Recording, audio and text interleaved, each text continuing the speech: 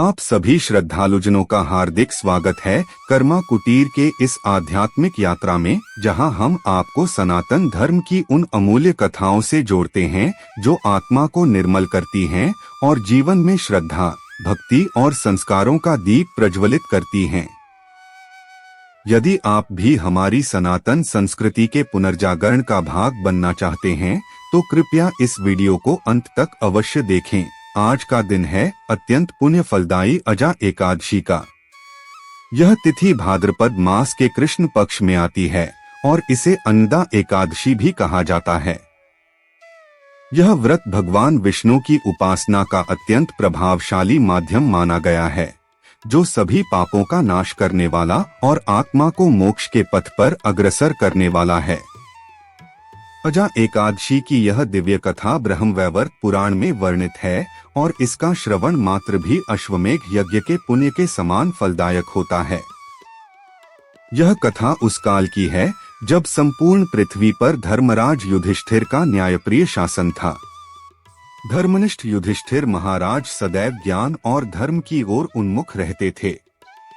एक दिन उन्होंने श्री कृष्ण से विनम्रता पूर्वक प्रश्न किया, हे जनार्दन, कृपा करके भाद्रपद मास के कृष्ण पक्ष की एकादशी का महात्म्य मुझे बताइए।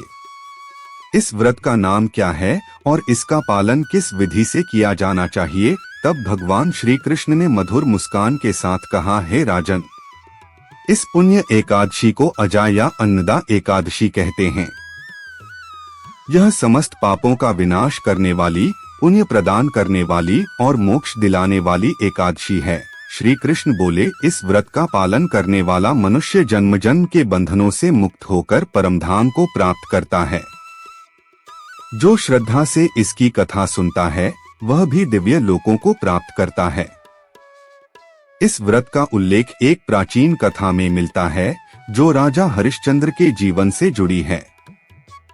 अब मैं तुम्हें वही कथा सुनाता हूँ।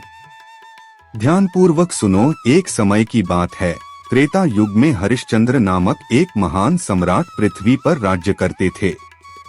वे सत्य के परम उपासक और धर्म के पथ पर अडिग रहने वाले राजा थे। उनके राज्य में प्रजा सुखी, संतुष्ट और समृद्ध थी। उनके परिवार में रानी चंद्रमती और पुत्र लोहिताश्व थे। किंतु समय का चक्र अनंत है, वह किसी के लिए नहीं रुकता। जैसे ही काल ने करवट ली, राजा हरिश्चंद्र के जीवन में भारी आपदा आ गई। वे अपने राज्य से च्युत हो गए और परिस्थितियां ऐसी बनी कि उन्हें अपनी धर्मपत्नी और पुत्र तक को बेच देना पड़ा।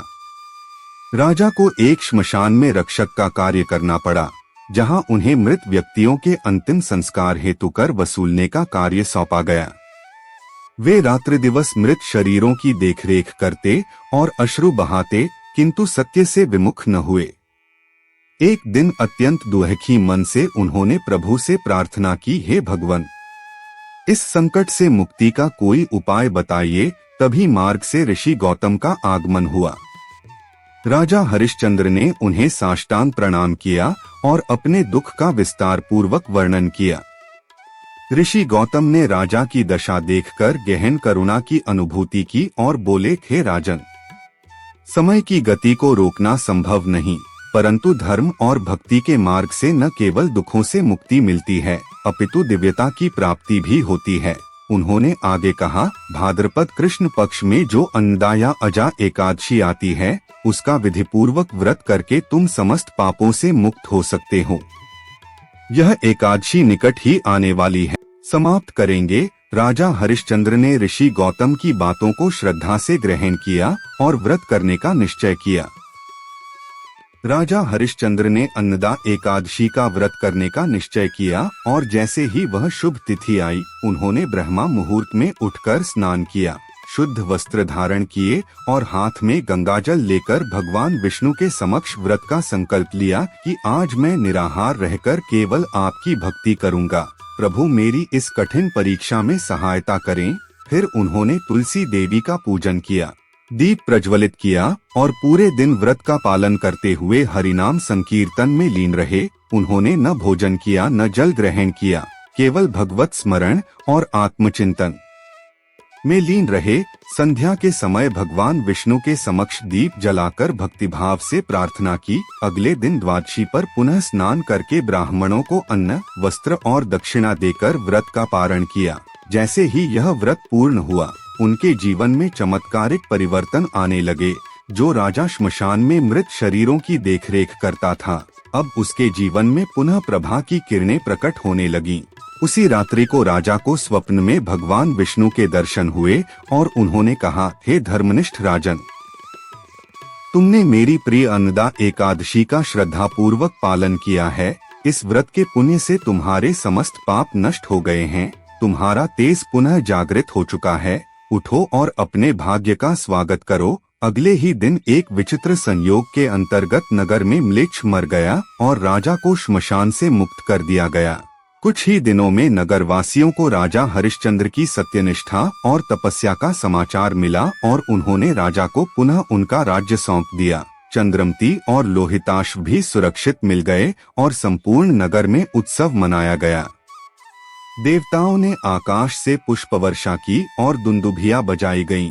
यज्ञ की वेदियों पर स्वस्तिक चिन्ह बने और शुभ संकेत प्रकट हुए। राजा हरिश्चंद्र ने पुनः धर्म और न्याय से राज्य का संचालन किया और जीवन के अंत में वैकुंठ धाम को प्राप्त हुए।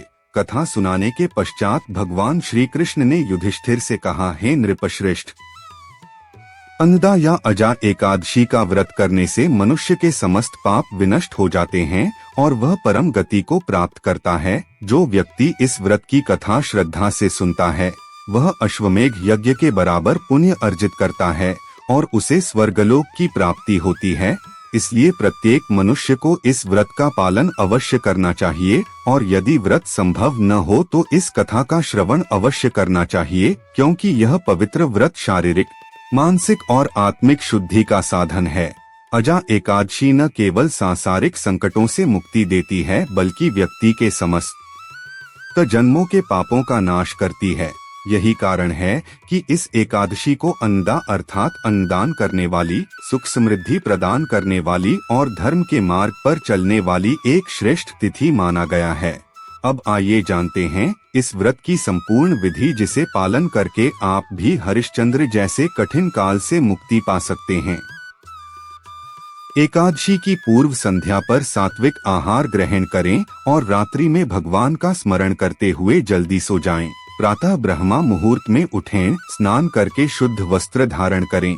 घर के पूजा स्थल या मंदिर में दीपक जलाकर भगवान विष्णु, लक्ष्मी जी और तुलसी माता की पूजा करें।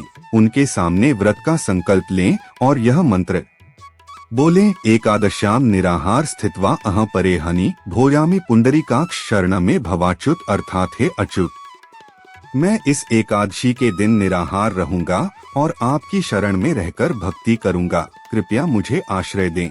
फिर तुलसी को जल अर्पित करें और श्रीहरि का नाम जप करें। दिन भर जल, फल या निर्जल व्रत रखकर मन, वचन और कर्म से शुद्ध रहें। किसी से कटु वचन न कहें। दिन में भगवद गीता का पाठ करें या भगवान की लीलाओं का श्रवण करें। संध्या के समय दीप जलाकर आरती करें और मन ही मन श्रीहरि को धन्यवाद कहें। द्वादशी के दिन पुनः ब्रह्म मुहूर्त में उठकर स्नान करें। फिर व्रत का पारण गोधन, गौ, ब्राह्मण या पात्र व्यक्ति को भोजन या दान देकर करें। यदि संभव हो तो मंदिर जाकर भगवान को भोग अर्पण करें और फिर स्वयं प्रसाद लेकर व्रत खोलें। इस प्रकार श्रद्धा, नियम और संयम से किया गया अन्नदा एकादशी व्रत मनुष्य के जीवन को पवित्र और सफल बनाता है। जो स्त्री या पुरुष श्रद्धा और निष्ठा से इस व्रत को करते हैं, उन्हें अग्नि, जल, शत्रु, व्याधि, दरिद्रता और पाप कभी स्पर्श नहीं करते। यह व्रत साधारण नहीं है। यह भगवान श्रीहरि की विशेष कृपा को प्राप्त करने का श्रेष्ठ माध्यम है। यह जीवन के अंधकार को हर लेता है और आत्मा को प्रभु के समीप ले जाता है। जो माता पिता अपने बच्चों को यह व्रत करने की प्रेरणा देते हैं, वे पीढ़ियों तक पुण्य के भागी बनते हैं। अजा एकादशी न केवल हमें आत्मिक बल प्रदान करती है, बल्कि जीवन के हर क्षेत्र में शुभ फलदायक होती है। इसलिए हे श्रोतागण, इस एकादशी को केवल एक तिथि न माने, यह एक अवसर है अपने भीतर के दोषों को मिटाकर ईश्वर के चरणों में आत्मसमर्पण करने का। व्रत, उपवास, दान और भक्ति, इन चारों के समन्वय से यह दिन अमूल्य बन जाता है। यदि आप आज से ही इस व्रत को अपनाते हैं तो निश्चित जानिए आपके जीवन में सुख, समृद्धि और शांति का सदा वास रहेगा। यह केवल कथा नहीं, आत्मा की यात्रा है, अज्ञान से ज्ञान की ओर, पाप से पुण्य की ओर, मृत्यु से अमरत्व की ओर। यदि आपको यह कथा प्रेरणादायक लगी तो कर्मा कुटीर चैनल को अवश्य सब्सक्राइब करें। हर पावन पर्व और व्रत पर हम लाते हैं ऐसी ही गूढ़, पौराणिक और प्रेरणात्मक कथाएं, जिन्हें सुनकर आत्मा पुलकित हो उठे। वीडियो को लाइक करें, अपने परिजनों के साथ शेयर करें और कमेंट में जय श्री हरि लिखकर अपनी भक्ति प्रकट करें। अगले व्रत की कथा के साथ फिर मिलेंगे। तब तक के लिए आप सभी को अजा एकादशी की हार्दिक